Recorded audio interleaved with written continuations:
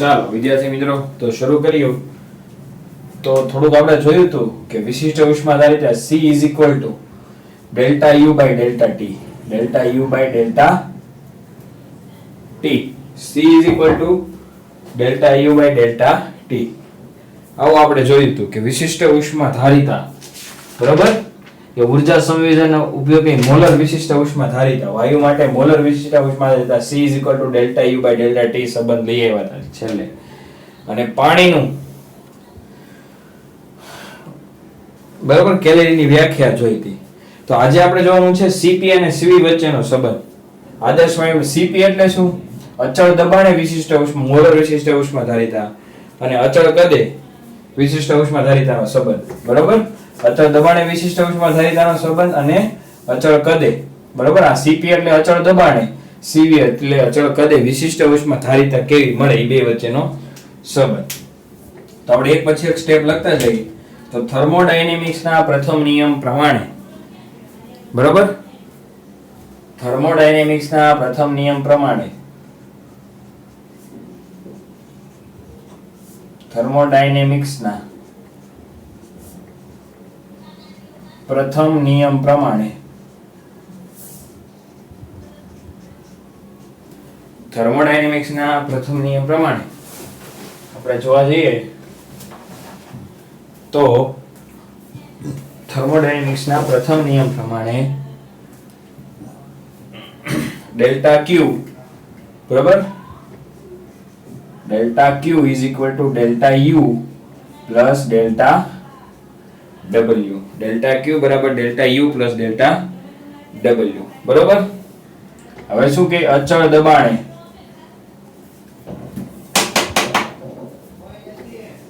અચળ દબાણે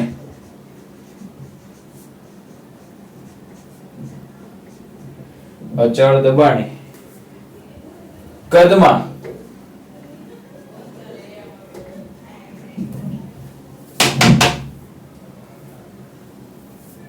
delta V જેટલો ફેરફાર થાય ડેલ્ટા V જેટલો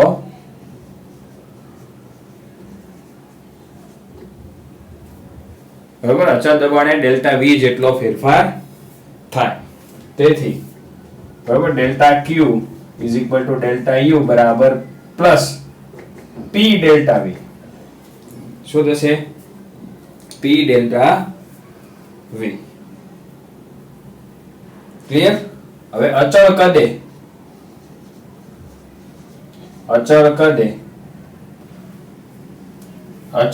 શું થશે અચળ કદે ઉષ્મા ડેલ્ટા Q નું શોષણ થાય શું થશે શોષણ થાય અચળ કદે ડેલ્ટા Q નું આપણે જોયું હતું બરાબર શોષણ હોય તેથી delta P is equal to શું થશે 0 ડેલ્ટા P શું થાય ઉષ્માનું શોષણ થાય એટલે ડેલ્ટા P શું થાય આપણું 0 ક્લિયર તો ડેલ્ટા P 0 થાય એટલે આની અંદર P 0 મૂકો એટલે delta Q is equal to delta U થાય delta Q is equal to delta U થાય ક્લિયર તો આપણે ઇક્વેશન આપી દઈએ બધા ઇક્વેશન કામના છે 1 2 3 ત્રણ ઇક્વેશન મળે છે હવે તમારી માટે એક નવો વર્ડ F જેટલા મુક્તતાના અંશો અત્યારે તમે એક્સેપ્ટ કરો 13 ચેપ્ટરમાં વાયુનો ગતિવાદ આવશે ત્યારે મુક્તતાના અંશો વિશે હું તમને ડિટેલમાં માહિતી આપીશ એટલે મુક્તતાના અંશો એટલે વાયુમાં મુક્તતાના કંઈક અંશો હોય મુક્ત અણુઓ હોય F જેટલા મુક્તતાના અંશ ધરાવતા F જેટલા મુક્તતાના અંશ ધરાવતા 1 મોલ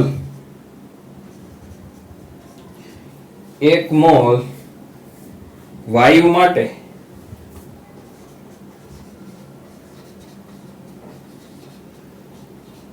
આંતરિક ઉર્જા તો એનું સૂત્ર સીધું યાદ રાખવાનું છે કે F જેટલા 1 મોલ વાયુ હોય તેની આંતરિક ઉર્જા U is equal to આપણે લખી શકીએ કે F into R delta T by 2 F into R delta T by 2 આવું ઇક્વેશન આવશે તો આપણે એવું લખીએ કે ડેલ્ટા યુ બરાબર આવું હોય તો ડેલ્ટા ક્યુ પણ આવું લખાય. તો delta Q is equal to F into R delta T by 2. ખબર પડી? ચાલો, તો ડેલ્ટા ટી અહીંયા નીચે આવવા દો, delta Q by delta T અહીંયા નીચે આવવા દો, ડેલ્ટા ક્યુ ની નીચે આવવા દો તો શું થશે? fr બાય 2 થાય. તો delta Q by delta T હું નીચે આવવા દો તો fr બાય ક્યુ થાય. તો fr બાય ક્યુ ને આપણે શું કહેશું? બરોબર, આ છે f એટલે મુક્તતાના અંશ, r એટલે આદર્શ વાયુ અચળાંક. બરોબર, મેં તમને ગયા વખતે કીધું હતું delta Q by delta T એટલે આપણે એને શું કહીશું? cv. યાદ કરો, cv is equal to delta Q by delta t. cv એટલે શું થશે? Delta Q by delta t અચળ કદે is equal to delta you by delta t. આવું પણ કહેવાય delta you by delta t, કારણ કે અચળ કદે ડેલ્ટા ક્યુ અને ડેલ્ટા યુ કેવા છે? સરખા છે. અચળ કદે ડેલ્ટા ક્યુ અને ડેલ્ટા યુ ઊર્જા, આંતરિક ઊર્જા અને ઉષ્મા ઊર્જા બંને કેવા છે? સરખા. ક્લિયર? આને આપી દઈએ સમીકરણ નંબર, આને કહી દઈએ delta Q is equal two આપણે કહી દઈએ 4. આને કહી દઈએ ઇક્વેશન નંબર 5. અને શું કહી દઈએ? Equation number 5. ચાલો, તો delta you by delta T આપણને શું મળ્યું? આપણે એને કેપિટલ લખી નાખશું કારણ કે મિસ્ટેક ન થાય. Delta T. ચાલો,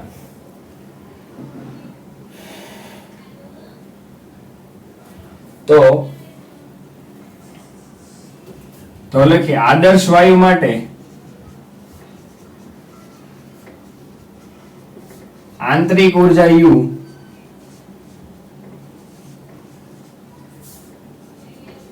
માત્ર તાપમાન પર આધાર રાખે. માત્ર તાપમાન પર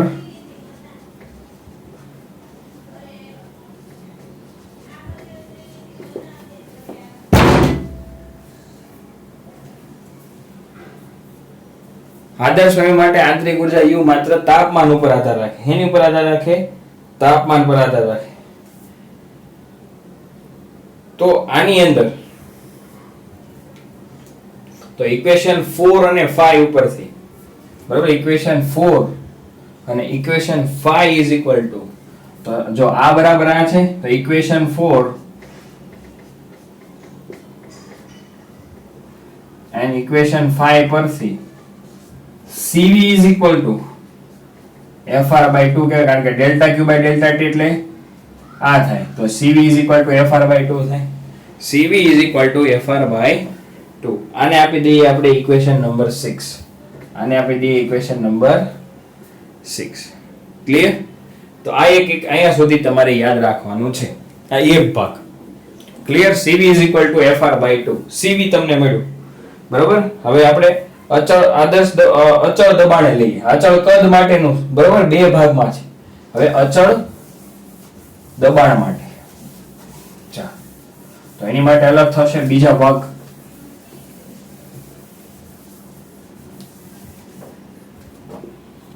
તો અચળ દબાણે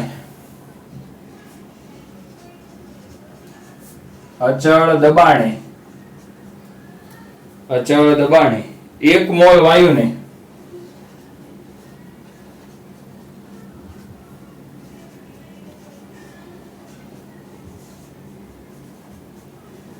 ઉષ્મા આપતા, હવે અચળ દબાણ હોય 1 મોલ વાયુને ઉષ્મા આપો એટલે શું થશે? ડેલ્ટા ક્યુ, આપણે કેવું અચળ દબાણ હમણાં CV કહેતા. શું કામ? કારણ કે અચળ કદે delta Q is equal to delta u plus p delta v થશે. P delta v. પણ આદર્શ વાયુ માટે આપણે લઈએ, આદર્શ વાયુ હોય તો આદર્શ વાયુ માટે આપણે શું સમીકરણ યુઝ કરીએ છીએ? પરંતુ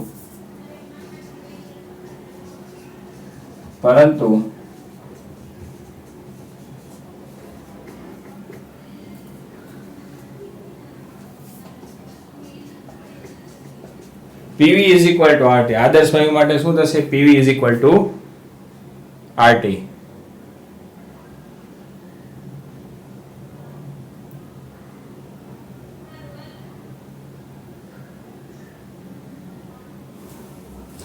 આદર્શ વાયુમાં P is equal to RT થશે. આદર્શ વાયુ માટે PV μ RT અથવા P RT. આદર્શ વાયુ મુક્તતાના મોલ કેટલો? 1 મોલ. 1 મોલ વાયુ માટે છે. ખરેખર ઇક્વેશન શું છે? PV μ RT, પણ આપણે કોની 1 મોલ ની વાત કરીએ છીએ, તો PV μ 1 RT થાય. તો આ ઇક્વેશન તમારે યાદ રાખવાનું છે. આ ઇક્વેશન યાદ રાખવાનું છે. તો આપણે આને ઇક્વેશન આપી દઈએ. ઇક્વેશન નંબર હજી નથી આપ્યો. તો P ડેલ્ટા V આપણે લખીએ R ડેલ્ટા T કહેવાય. આની ઉપરથી P delta V R delta T થાય કે નહીં? તો અહીં R ડેલ્ટા T લખી શકું. P delta V R delta T લખાય કે નહીં? તો R આપણે એવું લખીએ કે R P delta V by delta T એવું લખાય. R P delta V by delta T. આને નંબર આપી દઈએ સમીકરણ નંબર 7. અહીં જો R મળ્યો. હવે R ની કિંમત આમાં હમણાં મૂકશો.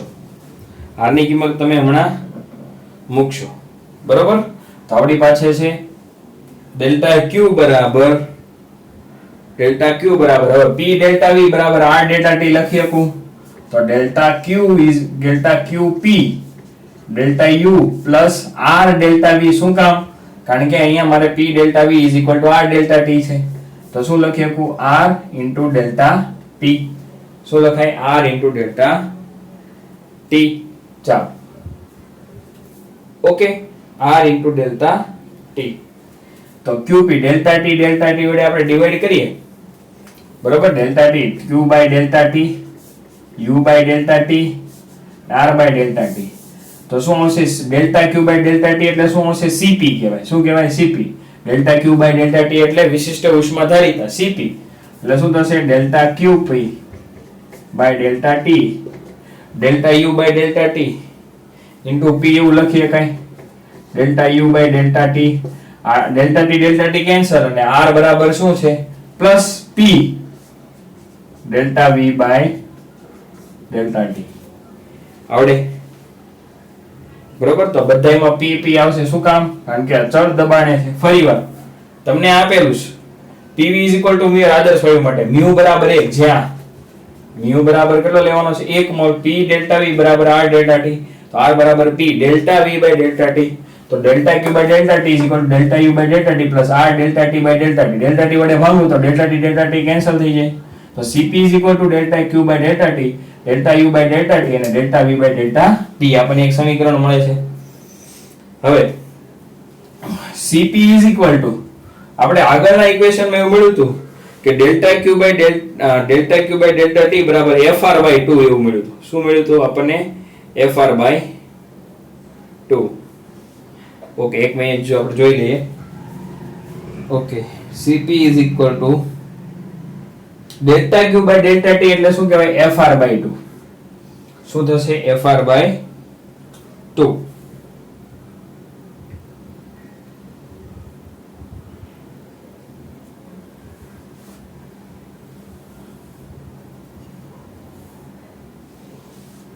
Delta V by delta T P delta V by delta T P into delta V by delta T એટલે આપણે શું લખીએ કે R લખીએ કે શું લખીએ કે R. કારણ કે આપણને શું મળ્યું છે? અહીંયા લખ્યો હતો તો આપણે R એમ નામ જ રહેવા દઈએ. કારણ કે આનું કઈ કામ નથી. આ R એમ નામ રહે. તો જો CP ડેલ્ટા એટલે શું થશે? Delta U by delta T એટલે 3R બાય 2.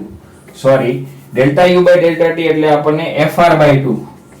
મુક્તતાના અંશો હમણાં આપણે લઈ આવ્યા આગળનું ઇક્વેશન મેચ કરો પ્લસ R. તો આપણને CP મળ્યો. બરોબર? આપણને શું મળ્યું? CP. બરોબર? તો આ બંને સમીકરણો તો આપણને આગળના ઇક્વેશન પ્રમાણે